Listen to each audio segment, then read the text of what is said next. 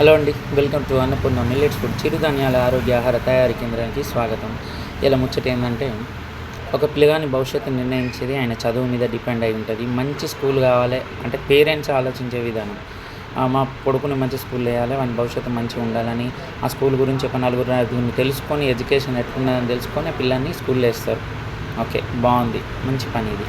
తర్వాత ఒక బట్టల షాప్కి వెళ్ళినా కూడా ఒక డ్రెస్ని 2-3 సార్లు వేసుకొని ట్రయల్ రూమ్లో ఏది సూటబుల్ అయింది, ఆయనకి ఏది నచ్చింది అని సెలెక్ట్ చేస్తారు. సో అది కూడా నాకు నచ్చింది.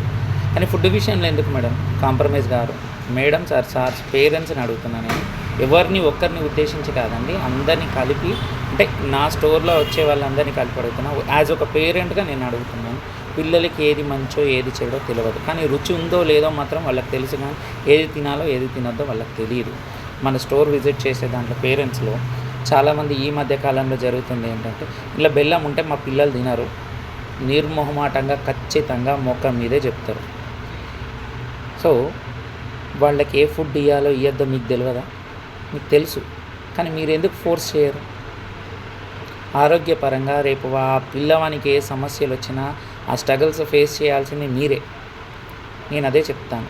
మన అన్నపూర్ణ మిల్లెట్స్ ఫుడ్లో ఆరోగ్యకరమైన మెడిసిన్ వాల్యూస్ ఉన్న హెల్దీ ఫుడ్ మాత్రమే తయారు జరుగుతుంది. ఇక్కడ రుచికరంగా నేను ఇవ్వలేకపోవచ్చు. ఆరోగ్యకరంగా పిల్లలకి ఇచ్చేది ఆరోగ్యకరంగా ఉండాలి, కానీ రుచిగా ఉండాలని ఎవరండి చెప్పింది మీకు? వాళ్ళకి ఏది తినాలో ఏది తినదో వాళ్ళకి తెలియదు, మీరే చెప్పాలి. యాజ్ పేరెంట్గా మీరే అలవాటు చేయాలి. అది మీరు అలవాటు చేస్తేనే వాళ్ళకి వెళ్తుంది. వాడి భవిష్యత్తును నిర్ణయం తీసుకున్న వాడు ఏ స్కూల్లో చదువుకోవాలో మీరే నిర్ణయిస్తారు. వాడు ఏం బట్టలు వేసుకోవాలో నిర్ణయం. ఫుడ్ విషయంలో వాడికి ఎందుకంటే అవకాశం వదిలేస్తారు? వాళ్ళకి తెలియదు ఈ ఫుడ్ గురించి. మీరే చెప్పాలి. మీరు అలవాటు చేస్తేనే ఇది అలవాటు అవుతుంది. అందరూ నన్ను క్షమించాలి. ఏంటంటే, ఆరోగ్యకరమైన ఆహారం ఇవ్వడం కోసమే నేను కష్టపడుతున్నాను. రుచికరంగా నేను ఇవ్వలేకపోవచ్చు. రేపటి రోజున ప్రతిదీ మీరు ఇట్లా టేస్టీగా అలవాటు చేస్తే, ఒక ఆరోగ్యపరంగా సమస్య వచ్చి ఒక వైద్యుడి దగ్గరికి వెళ్తే అక్కడ కూడా టేస్టీ మెడిసిన్ రాయమని అంటారు. మీరు అక్కడ దాకా తెచ్చుకోకండి.